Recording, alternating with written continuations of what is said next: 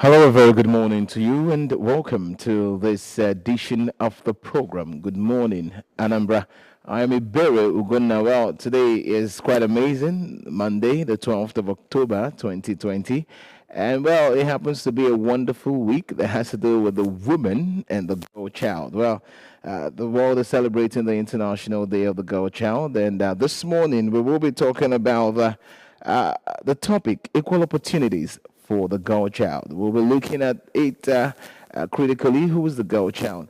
What are these opportunities we were talking about? Are they truly equal opportunities for the girl and the boy child? All of this we will be extracting on the topic this morning. And we have already some amazing guests, guests in the house who's going to be telling us more about the girl child and their rights. I'm talking about Dr. Chinenye Ibeme, who's an Adolescent Health Program Officer at State Ministry of Health. Good to have you on the show. Thank you, Ebere. I'm glad to be here. Thank you very much. And of course, I have Chidubim ZEKWES, who is a youth parliamentarian. Good to have you on the show. Thank you very much. All right, let's get down to business, equal opportunities for the girl child. Well, the world is celebrating the International Day of the Girl Child. Let me begin with you, Doctor. What is it all about? Okay, the International Day of the Girl Child actually started yesterday, 11th of October. Yeah. That's a day that has been set aside actually to celebrate the girl child, okay? And we also look on this special day, we also look at the issues that the girl child is faced with, and also look at ways that which we can try to resolve these issues, thereby creating equal opportunity for the girl child as well. Thank you. All right. What's your take on that? The world is celebrating. This is the week. This week is the week for the girl child, and the world is celebrating the International Day of the Girl Child. What does it mean to you? It is nice. It's very wonderful. It's a great innovation. The International Day of the Girl Child, trying to throw more light to what she has said, is a day set aside by the world globally, like a global recognized day to remember the girls, to celebrate them, to remember that they are part of the societal changes and the societal development. That's just it. All right, let me come to you, Doctor. We're talking about equal opportunities for the girl child. What does it mean when we talk about gender? What is meant when we talk about gender? Well, when we're talking about gender, we're talking about the male sex and the female sex. Okay. Basically speaking. Okay. So gender, we have the male gender, we have the female gender. All right? All right. Now, in the aspect of gender, looking at what we have in society, it appears that the female gender seems to be at a disadvantage.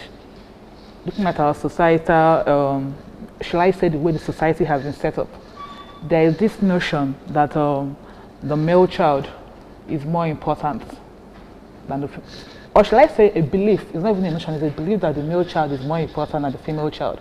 So thereby we see the family, okay, from the family setting up to the community, even to the state level, national level, even worldwide, we see more focus being placed on the male, thereby forgetting that females too are also a part of this society.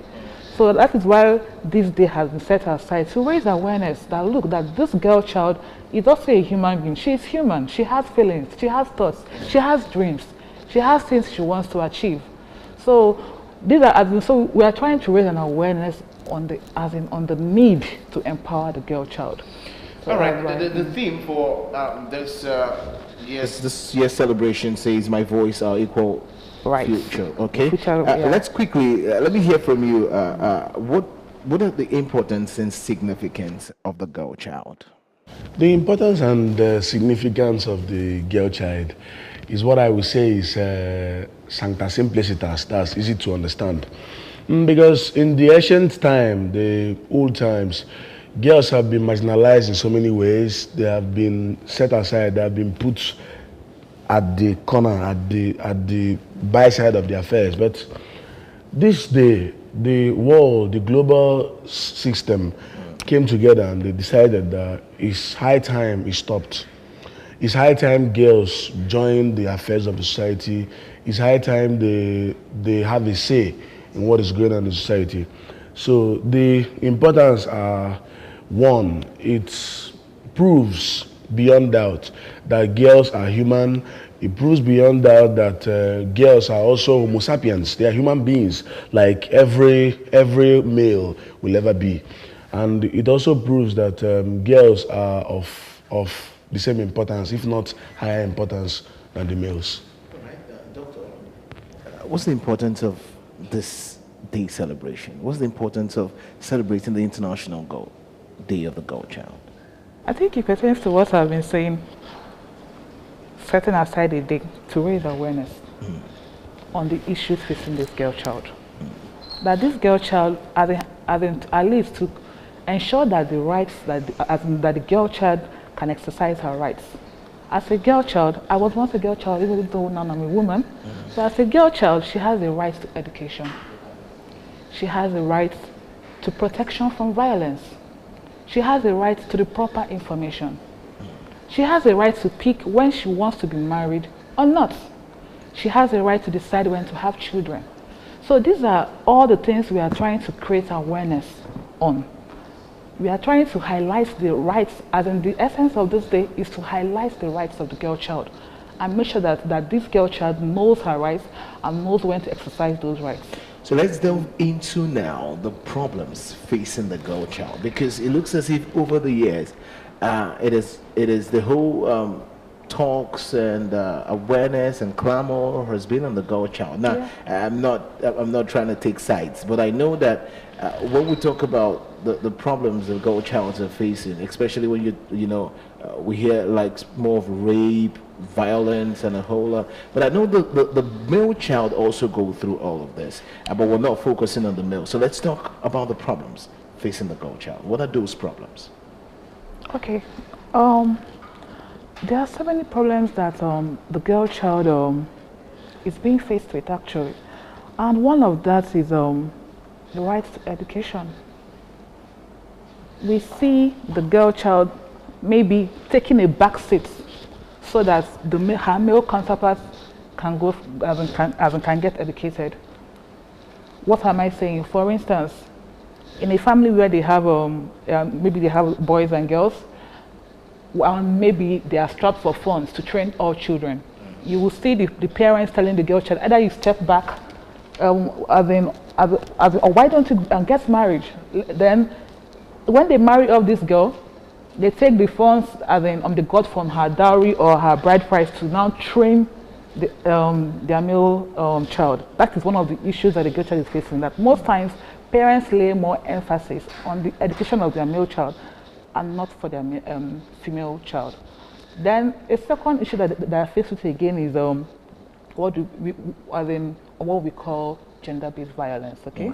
Now, gender-based violence, it's not necessarily that it's only the females that are exposed, like you said, that are exposed to gender-based violence. We also have the males also being affected as well. Yeah. But when we look at the issue on ground, at our data, our statistics, we find out that the females are more at risk. They are the ones that are being abused, either sexually, emotionally, even physically. Another problem of the girl child is early marriage. We see our young girls getting married as early as 12, 9, 13 years, when that child should be in school with her peers and trying to grow through the normal as the milestones, but she's being thrown into marriage at such a tender age, exposing her to so many problems, even like both medical problems and psychosocial problems. And another issue again I might want to highlight again that the girl child are faced with is also human trafficking, child trafficking. We see them being pushed into prostitution, maybe because they don't have access to money or to funds to go to school. So most times, if you look at what we have in society itself, there is this burden on the girl child, most especially if she's the first child, to take care of the family, of her siblings. So in that way, you see that girl looking for ways to go out to go and make money and end up falling into the wrong hands. we have so many issues of young girls being pushed into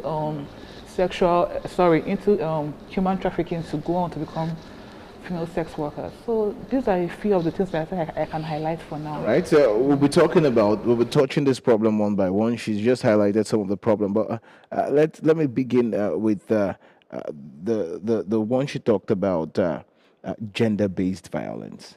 You know, who are we to blame when it comes to, because, you know, when you look at the family, a lot of people believe that the way a parent train a child has a whole lot to do, you know, to what the child becomes in life. Who are we to blame when we talk about gender-based violence?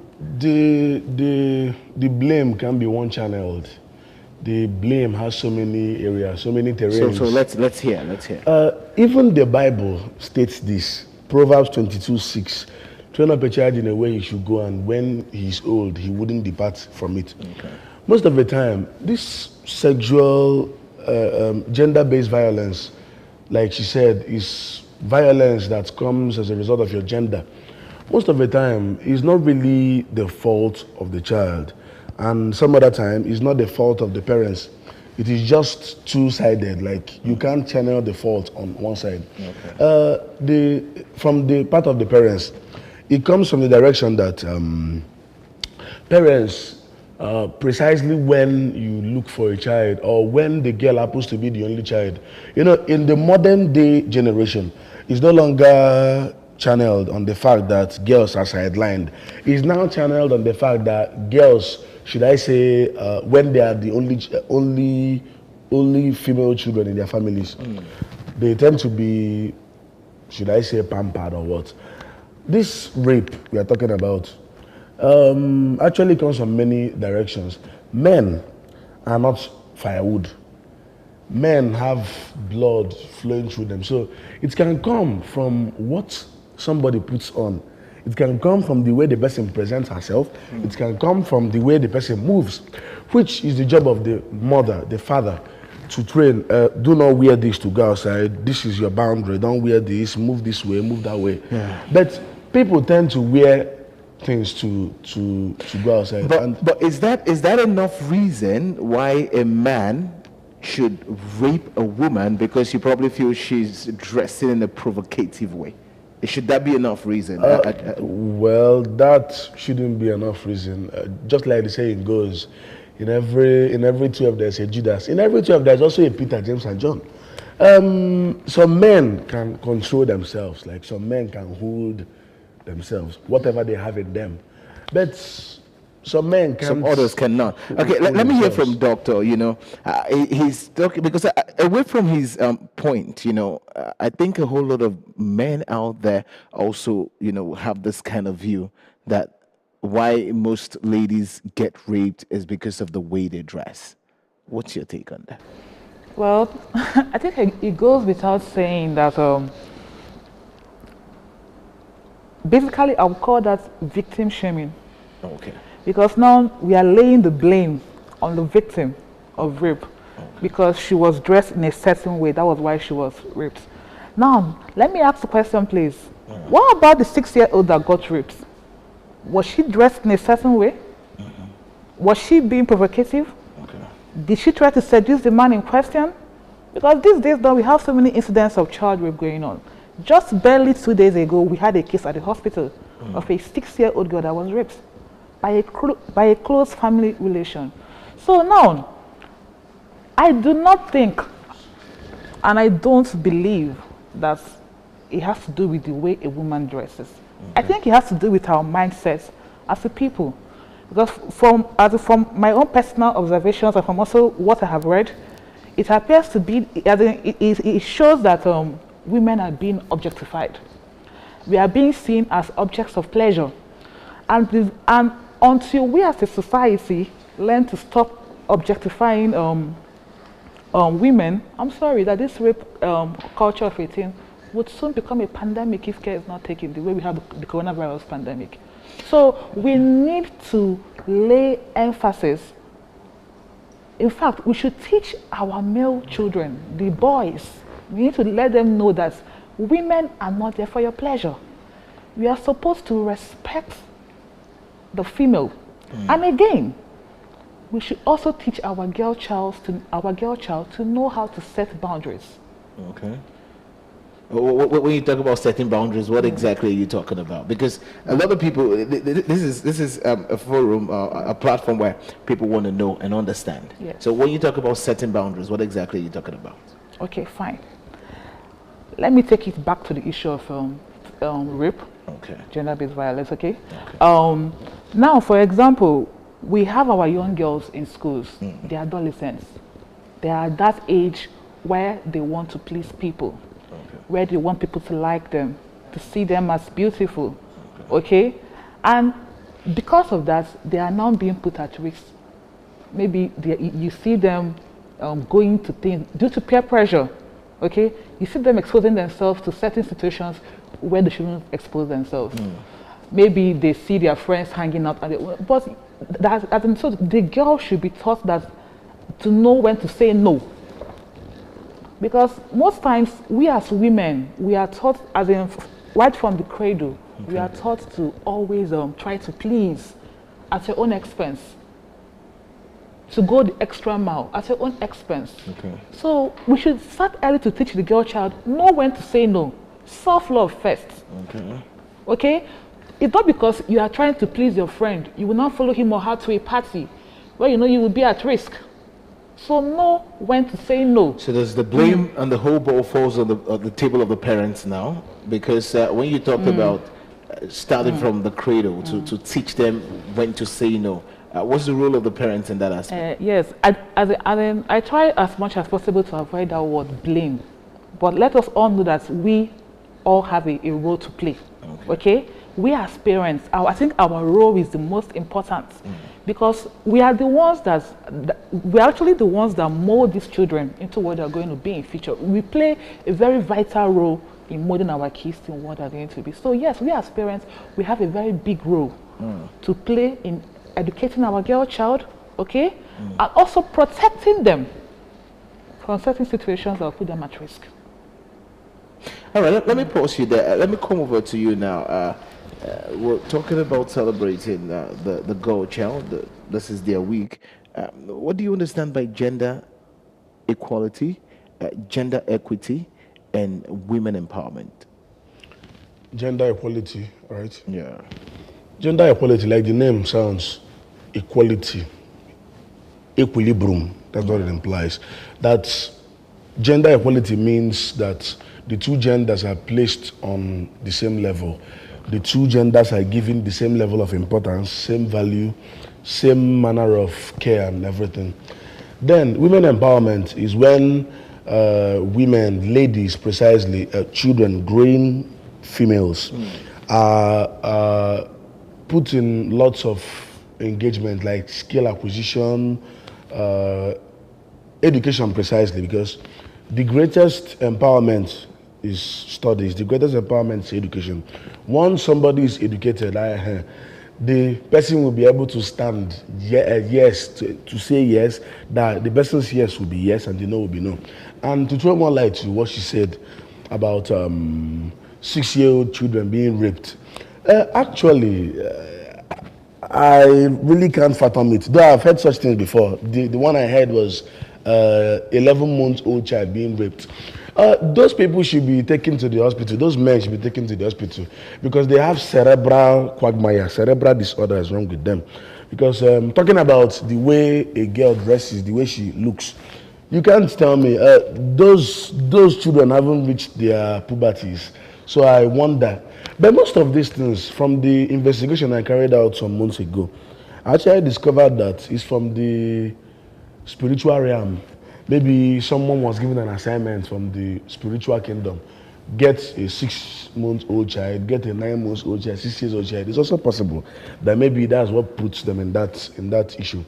There was this case of a man that the wife was having a bath in the bathroom, and she was hearing the child scream.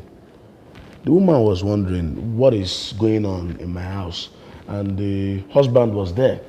So as the screaming continued to echo, continued to increase, the lady had no choice but to come out and get into the room, and she saw the husband raping the child. The child, I think, was within 9 to 11 months. So this is another aspect, like, you know, in every situation there are several jurisdictions. So I think this is another aspect that needs to be looked into, because rape based on sexual arousement, sexual affiliation, is different from rape that has no clue, something like raping a 6-year-old child. I think so. All right. You know, he's talked more about the gender-based violence. Now, let's talk about equal opportunities for the girl child. Why is it important that both genders are given equal opportunities? I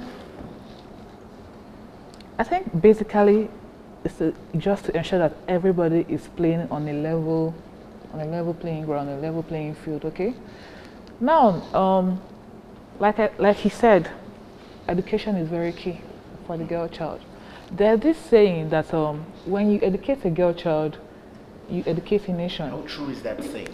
Very true. Okay, so you want to explain to us, give us. Do I give an example? Yes, yeah, go ahead. Okay, fine. Go ahead. Let me take. Okay, maybe I should go now to the medical line. Yeah, go ahead. So there's this thing we call the mortality rates and morbidity rates as in among the mothers. Okay. We call it the maternal mortality rates. Now this is science. It has been proven. Yeah. It's not something that I'm saying just here on my own.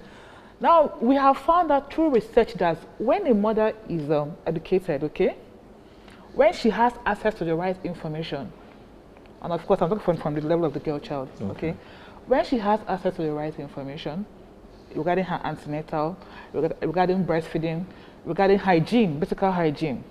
Now, what do we notice? We see that this woman has a high chance of surviving throughout pregnancy.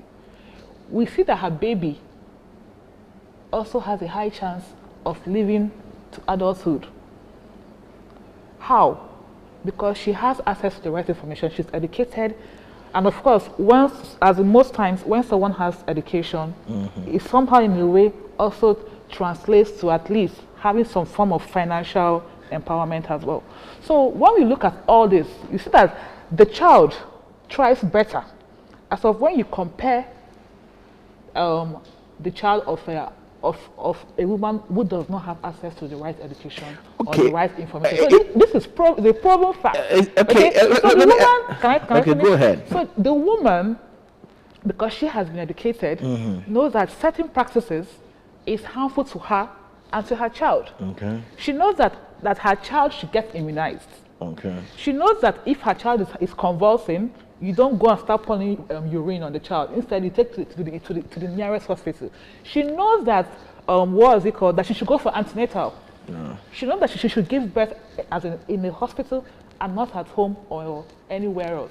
That it must be a doctor or a nurse that will handle me. So when they have access to the right information, it translates to proper health for them and their children and their family. And there's no woman that is not properly educated that will not want her child to be educated. Okay. So that is why we say when you educate a woman, you educate a nation, because she knows the importance of education. All right. While I actually agree with you on that, let's look back on memory lane. You know, in the days of our fathers and mothers, most of them were not even educated, and they had the best of children. They had the best of kids. I mean, what would you be attributing that to? I don't think I understand your question. Could you? You know, you talked about the fact that being educated as a woman, you know, when you train a woman, when you educate a woman, you educate the nation, and you know, you were harping on the need of the importance of education, which I agree with you. But I'm asking, way back, back memory lane. Yeah. You know, our mothers and fathers in those days, some or most of them were not educated. Most of them didn't even get this education, and they thrived. They had quality children who actually turned out to be, you know, successful ones. So what would you attribute that to? When you say quality children, it depends on what you're trying to judge it by. When you are saying successful, who were the successful ones? It was mainly the males and not the women. Because back then in the days, emphasis then was on male education. They said, don't train the female child because when you train her in school, you're training her for another family. Do you understand? So if you want to say that they had children that were more successful, when you look, I think we had very few, even right now in the history of Nigeria, if you look at our past histories, maybe from the 1950s, you see that most of the prominent people then were men. Very few were women. But I guess now there's not a change in that trend. So I think we are still going back to what we are saying. The girl-child education is very, very key. All right. Well, if you're just joining us, this is Good Morning Anambra, ABS Breakfast TV show. And this week, the world is celebrating the International Day of the Girl Child. And we have been talking about equal opportunities for the girl child. And of course, our guest in the house has been telling us all of it, the importance of a girl in the nation, in the country, in the family, and of course in the society at large. Let me come back to you now. We talked about gender equality initially. Is it a concern for men? Do you explain what gender equality is, giving equal opportunities to both genders? Yes. Is it a concern for men? You know, why I asked is a whole lot of men feels like a woman should be below them. So giving equal opportunity to both genders, is it a concern for the men? It is. It should be a concern for the men. But meanwhile, the reason why it should be a concern is that change is constant. Science is going far. People are being made to understand more values as the days go by. But one thing there is this. Even the Bible said that men are in charge, women are subordinate, men are the main and women are the subordinate. But it's not in that aspect, I would say, not in that aspect. The main point should be that men have to understand that women have the same rights. Women should try what they have tried. Women should try what they have tried. It is this clamors that brought about that saying that what a man can do, a woman can do better. Though there are some men that whenever you say it to their hearing, they will just smile and laugh it off. And some of them might even tell you that what a man can do, a woman cannot try, even in her wildest dream. But most of the time, it should be a concern because those men will have children and those children are going to be female. So it should be their concern. Do you agree with him, Doctor? Before we go on a short break, do you agree that men should be involved in no, gender equality? Okay. Is it a concern for the men? Yeah, I think men should. Well, when you say gender equality, with regards to men, like I said earlier on, everybody should be given equal opportunity. This is what I'm asking. Yeah. Should the men be worried about the fact that women are given equal opportunity? Why should they be worried? Now, my question is this: why should they be worried? Are you afraid that if you give this woman an equal opportunity, then it will show that she can actually do better? That's what I'm asking. You're the woman. So honestly, I don't think they should be worried because at the end of the day, when you empower the woman, whatever she brings, there's this saying that whatever you give to a woman, she multiplies and gives back to you. Okay. So if you give her, what is it called? If you give her education, okay, if you give her a house, she takes that house and make it a home. Yes? Okay. If you educate that woman, if you empower her, whatever you give to her, she will bring it back to you. Do you understand me? So if a woman is empowered, if she's empowered both mentally, financially, whatever she's getting, she's bringing it back to you, be you the husband or the father. All right, let me pause you at that. We'll be going for a short break. When we return, of course, we will continue about the girl child. Don't go anywhere. It's Good Morning, Anambra.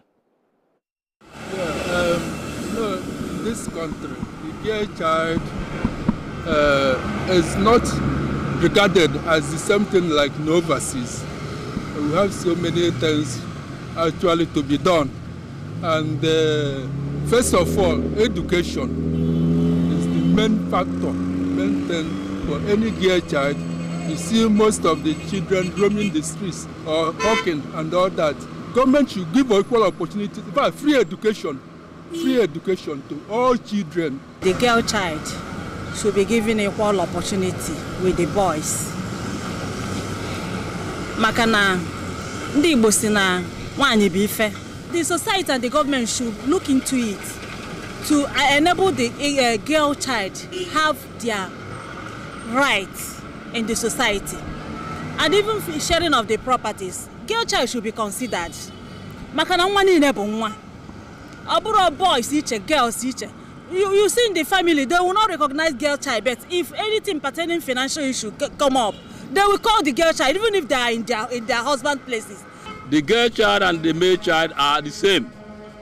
You know, in our society, we give preference to the male child, which is wrong. God made everybody equal. And in the actualness of it, remember, it's the female child that begets the male child. So the female child should be more important. The female child should be trained better than the male child, as far as I'm concerned. Or if anyone should be given a higher opportunity, it should be the female child. That's what people don't know. So we have to remember the female child more than the male child. Mother is mother. Without a mother, there will be no boy, there will be no girl. Giving it to only the male child, property, sharing of property, where the parents are demised, you give it to the male, is wrong. The female will now do what? If anything should be done, more should be given to the female child, because she has to get a family, train her family, and because that's our culture anyway. But this culture should be amended. In some places, it's been amended already. Chinenye nwa. O mana nwoke dị mkpa n'ụlọ, makwa na nwaanyị dị mkpa n'ụlọ. So anyị nwawo ndị nne na nna. O kwesịrị nke ọbụla Chukwu ji wee gọzie anyị. Ka anyị zụọ onye nke a n'ụdị ọ ya abara anyị uru. Because anyị na-azụ nwa nwoke n'ụdị na ọ ya aba uru karịa nwaanyị. Tuto maka ịnọchi ngwuru.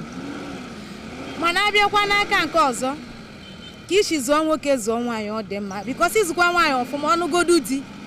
Ezigbo afọ ahụ na ezigbo omume ahụ. Ọ ka bụkwa afọ gị bụ nne na nna ka ọ na-enweta, ka ị na-enwetakwa ebe ahụ. Ọ bụ dịka na m nwa nwe na Chukwu bless m nọcha nawa na. Ihe ọbụla m nwere, ọ ya erute nwoke rute nwaanyị. Ọ dị mkpa. Maka na nwoke ka nwoke, every nwaanyị na-agbado mbọ nete nne na nna karịkwuo nwoke as of now. Unless more nwoke nwere akọ n'uche. Our forefathers have made that mistake. But for my own opinion, right now, at the present life, if you look into the life of women in the country, you know that women can do better. That what man can do, women can do it better.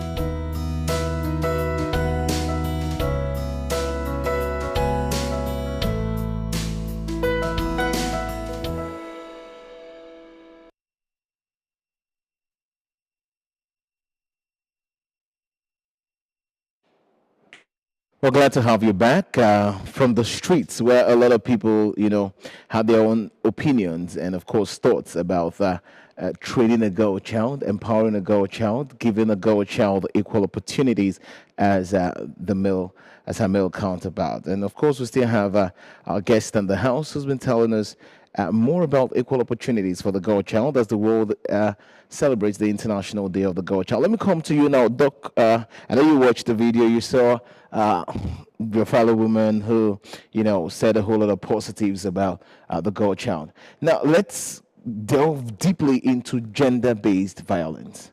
What are the causes? When you say causes, well, I think first of all, can you allow me to take you back a bit? I think we need to first of all understand what is gender-based violence before we now start trying to identify the causes. So basically, gender-based violence is any physical, mental, or social abuse against a person because of his or her gender. Okay?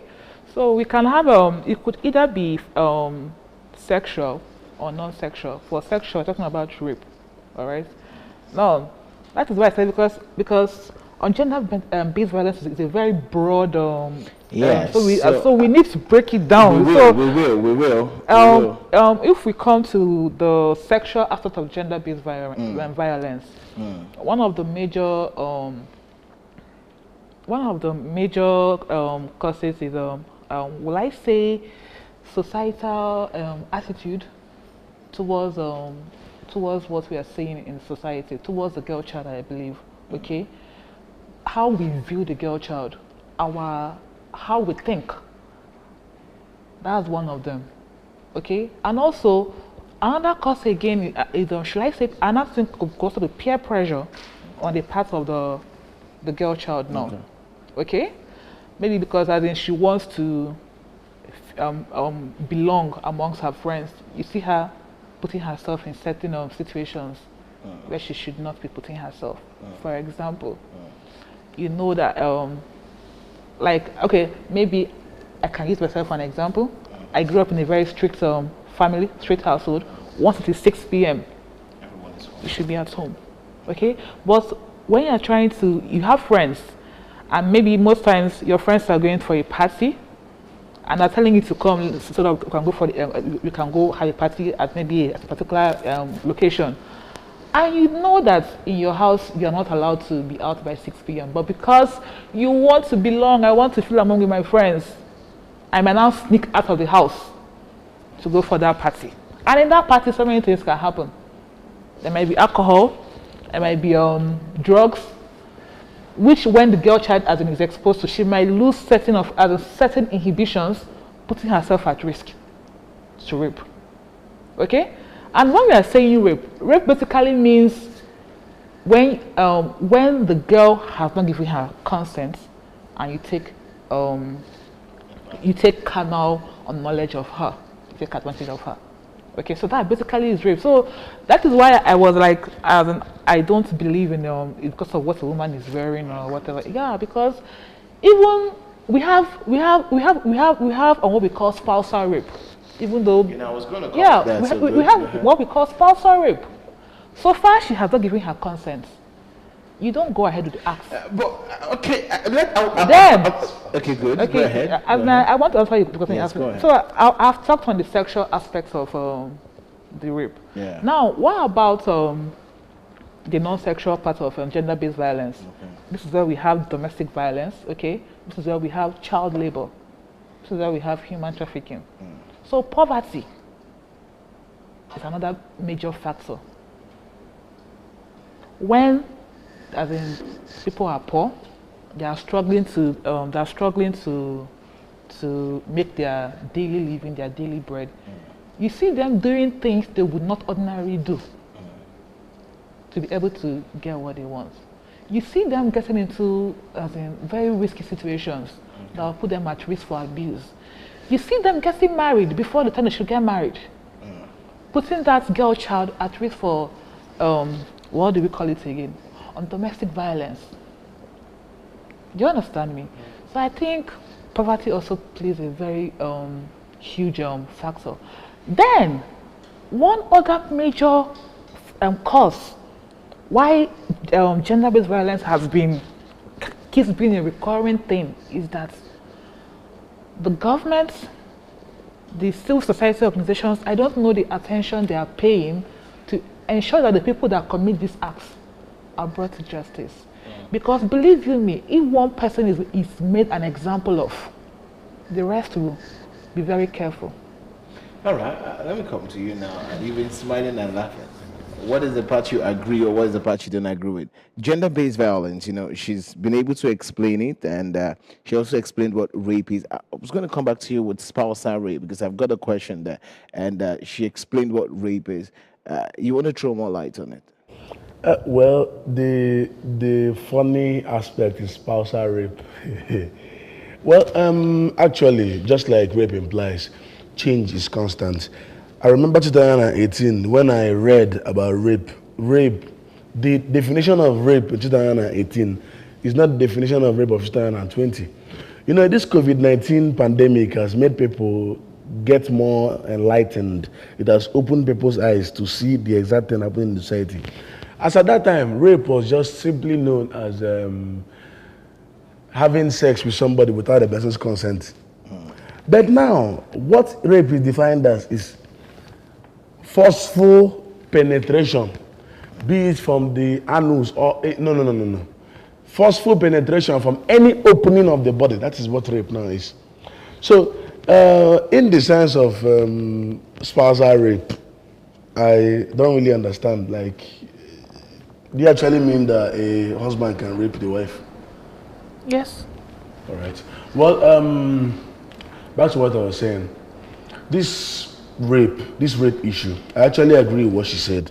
If rules are set out, if people can take things seriously, if people can take this rape issue seriously, because rape is rampant. If people can come out and one person is used as an example, if one person is used as a scapegoat and the video trends online among the litany of rapists, wherever they are, they will surely have a rethink. I believe that. All right. Types of, gender-based violence. Yes. I'm talking about types of gender-based violence. So I've already said it. Okay, yeah, you just mentioned one. Okay. Of course. So I talked about the rape aspect of gender-based violence. Okay. So on the non-sexual type of gender-based violence, like I said earlier on, that gender-based violence could be sexual and non-sexual. Yeah. So in sexual, we have the rape, which he has properly defined. Yeah. Now for the non-sexual aspects, we have the early marriage or forced child marriage. We have physical abuse. Okay. We have domestic violence. We have child trafficking. We have child labor. We see most of these children being sent out to be housemates in various homes, and they are also being abused in that place. Okay. Another type of gender-based violence we also have is the female circumcision or female genital mutilation. Yeah. Okay. That one is another big area that something needs to be done. There's a whole lot of parents who probably believe in that. Yeah, and which is why it has been a struggle for the government to eliminate that practice. Okay, but we keep on pushing, we keep on trying, because research has shown that there's no need to circumcise a female. Instead, you're putting her more at risk to so many infections, to so many psychosocial trauma, and other things. All right, so let's get down to what the girl child can do to probably avoid most of this violence, if not all of this violence. What do you think the girl child can do, Doc? That question, what can the girl child do? Oh, basically, I don't think we should put that responsibility on the girl child. No. Okay, good. So, what can the society do? What can the parents do? To make sure that the girl child don't get into deeper trouble or more troubles. So basically, the first it should start from the family. Okay. Okay. Give your girl child a voice. Let her voice her opinion. Don't show her that her brothers are more important than she is. Okay. Give her self-confidence. Teach her that she herself is enough. That you don't have to do anything special to make yourself great. To make yourself likable to other persons. Okay? Okay. Give her, how will I put it? Let her have a voice in making decisions in what concerns her. And you also, as a mother, you have to be an example to your child. Okay. Because children learn from what they see, and not from what you tell them. So if the girl child sees her mother as someone that can't stand up for herself, of course that girl child, maybe when she's being harassed outside, she can't stand up for herself. That's one of it. I don't mean go and teach her to be combatant. No. Then the girl child also should be taught how to express herself in a way that she will be heard and understood. Okay. Then again, of course, we as both fathers and mothers, we have a role to play. As in, the role should not only be on the mother alone. The father too should come in here and also give the child as his girl child a voice. Let him not be showing preference with his male children. Okay. And when, like for example, again, I will use myself as an example. When I was writing JAMB, oh my goodness, I was cleaning. I was taking care of my much younger brother then, and I was doing the house chores, and I was still expected to study for my JAMB exams. Is this? No, hold on, let me finish. When it was my younger brother's turn, my dad told him, don't do anything in the house. Go and read your book. So this is something that we do without knowing, okay? I am not blaming my parents, but this is something we see in most families around us. So as in the family have a very vital role to play to make that girl child know that you are equal to your, or rather that you are not lesser than your male counterpart. Then we as a community as well, the community has a big role to play. We in the community should know that it is their role to protect the girl child. That girl child must be protected. Even if you see something fishy going on, don't say, what is it called? It doesn't concern me. After all, I'm not her parents, I'm not her brother, I'm not her sister. No. Okay. Lend a helping hand. Then finally, please. Okay. I'm sorry to interrupt you again. Go ahead. I have so much to say on this topic. No, I know, and it wouldn't even be enough if we had to, use the whole day. Okay, I'm so sorry. So go ahead. All right. So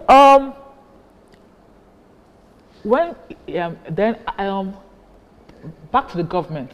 Okay. We need to. There are so many laws and acts that have been passed.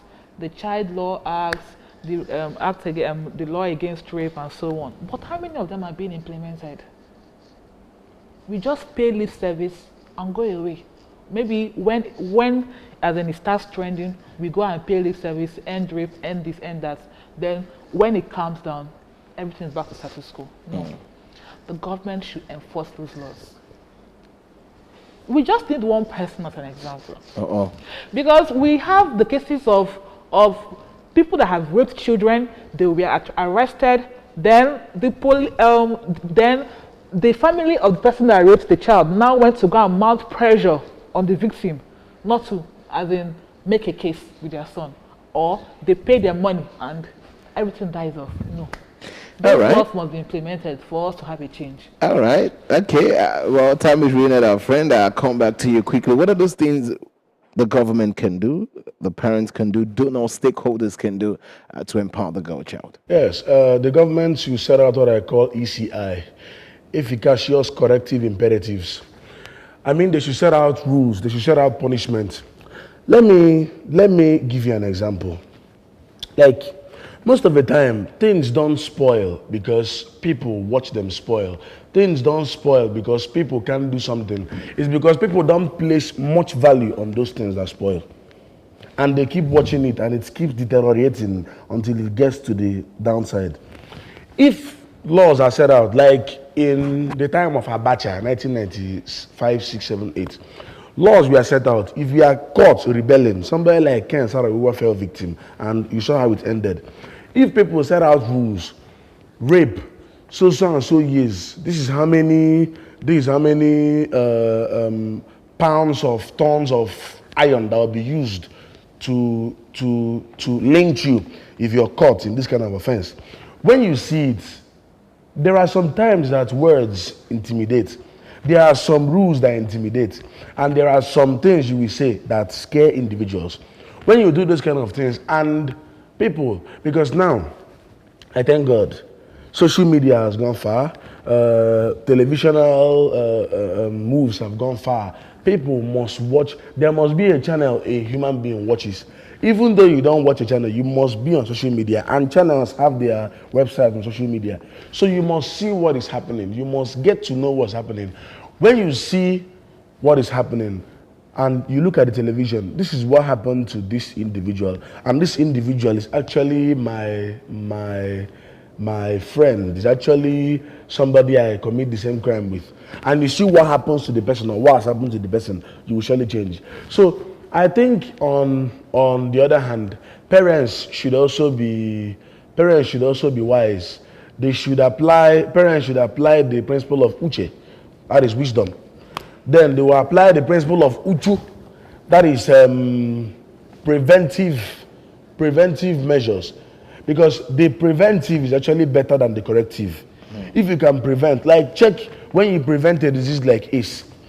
If you prevent a disease like AIDS, you will tend to live long. When you start curing it, you will understand why it is said that there's a difference between pursue and chase. So in other words, I would like to end by saying that the parents should put heads together. Parents have a role to play. The child has a role to play. Because the greatest advice given to a man is the decision that follows. The greatest weapon of the oppressor is the mind of the oppressed. So let us set out rules. Parents set out rules. Governments be on deck. The child that is being trained be on deck. If they come together, we'll achieve an aim. All right, thank you very much. Well, I think I enjoyed that part where you say there's a difference between pursue and chase. Okay? Of course. Quickly, Doc, while we round off, what's your message to the girl child? Women generally who are out there, hoping that someday they'll get to the heights which they want to get to. What's your message to them, and what's your message to the government, to everyone involved in protecting the girl child? So my message for the girl child is this: though it might look tough, though it might look as in that things are not too hard for her, keep on striving, keep persevering. Do not listen to the naysayers, because the Bible says when there's a will, there's a way. So you keep on striving, you're going to get there. Then my message is for the parents as well is that please teach, imbibe the proper morals and values in your girl child. Teach her to have a voice for herself. Do not suppress her. Allow her to speak her mind and know what she thinks. Then for the government, please, as I'm really, really imploring and begging, we need to start taking this issue seriously. We need to implement laws that protect the rights of the girl child.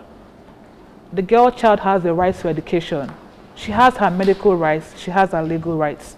And I implore the government to please help in seeing that the rights of the girl child is protected. Thank you. All right, thank you very much. Well, we will be talking more about the girl child. Like I said, this is their week. They started on Sunday yesterday. They're celebrating the International Day of the Girl Child. So more about the girl child, more about the women.